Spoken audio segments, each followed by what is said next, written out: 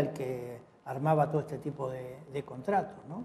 Sí, me acuerdo. Bueno, el máximo de todo fue que el horario de la invasión se definió por la televisión, por el horario de la CNN, ¿no? Eso es el sumum de las cuestiones, ¿no? Una guerra con lo que cuesta en vidas, en hombres y todo, se define el horario, ¿no? por la CNN para poder transmitirla al mundo, ¿no? Que tenga audiencia, y que haya más ventas en la propaganda. Bueno, vos fijate que, por ejemplo, un periodista, un arquitecto muy conocido en Estados Unidos y un ensayista, politólogo como Mac Davis, él ha definido que Obama se ha convertido en el albacea de Bush. A pesar de todo su discurso, es la continuidad de Bush en el sentido que no ha terminado con las guerras, no ha traído de vuelta a los Estados Unidos a los soldados que están en la guerra, tiene una política de control interno, le llama casi orwelliana, por la tecnología que se aplica en todo eso, etcétera. Es decir, toda la situación de Estados Unidos ha empeorado en estos 10 años, a los problemas del empantanamiento en Irak, que no sabe cómo hacer para salir de Afganistán porque los talibanes avanzan cada día más, el problema que se ha metido en Palestina, que no se resuelve el conflicto en Medio Oriente. Ahora en esta semana tenemos el problema del reconocimiento o no del Estado palestino. Sí, que ya Estados Unidos anunció un veto, aunque haya el 80% de las naciones del mundo consideren... Sí, porque se supone que la mayoría va a votar a favor, porque ya lo han decidido, ya lo han discutido y lo han decidido, ¿no? Va a haber un veto de Estados Unidos, ¿no? De Estados Unidos hoy anunciaban, sí, que es de Estados Unidos y de varios países de Europa que van a votar en contra. Pero ahora, que todos los países de Asia, de África, del mundo árabe y casi todos los de América Latina votaban a favor, y esos constituyen el 80% de los países del mundo, de la mayoría de la población mundial. Ahora vos fijate, para ir terminando ya, que toda esta situación de la guerra y del atentado, otra de las consecuencias políticas es la emergencia del sector conservador, derechista y fundamentalista de la religión y de la economía, que es el Tea Party. El Tea Party ha tenido un papel decisivo en las discusiones sobre la deuda, que condicionó no solo a los demócratas, sino a los republicanos, ¿no? Y es el Tea Party, que remite al partido del té, de los orígenes de la fundación de los Estados Unidos, tiene mucha base social. Pero yo te pregunto, ¿no? Porque estamos viendo acá, y varios programas le dedicamos a la crisis mundial. Estados Unidos consiguió, mediante esta política de guerra, mantener a flote su economía, solidificar hasta el 2008.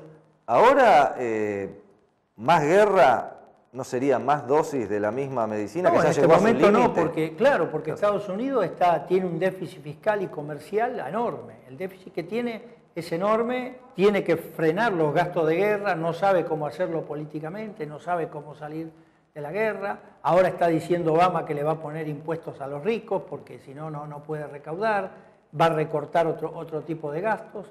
No, Estados Unidos está muy complicado, y esto es en la complejidad de la situación mundial, porque si llega a ahondarse la crisis en Europa, Estados Unidos también la va a sentir, como Europa siente la crisis de Estados Unidos.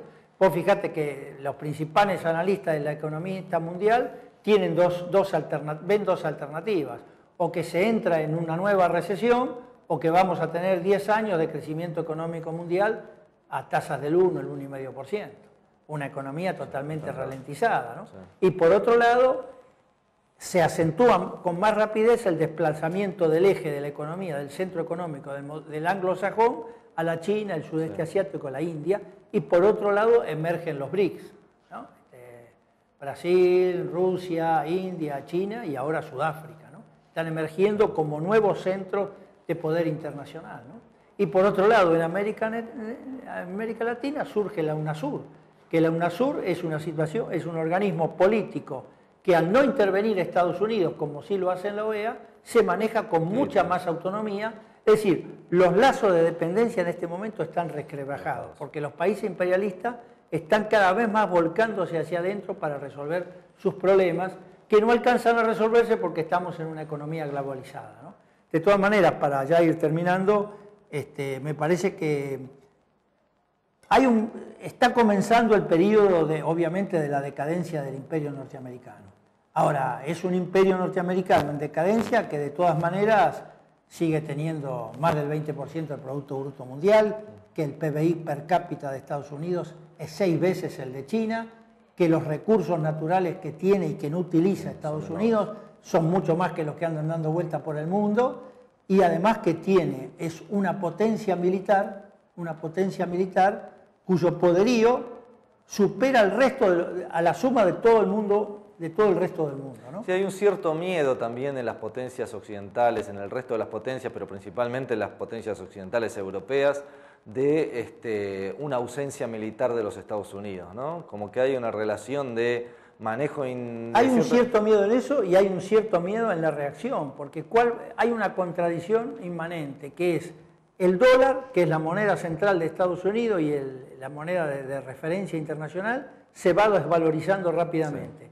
Pero al mismo tiempo el país, el imperio que tiene esa moneda, es la potencia hegemónica militar. Entonces, ¿cómo va a jugar la declinación económica?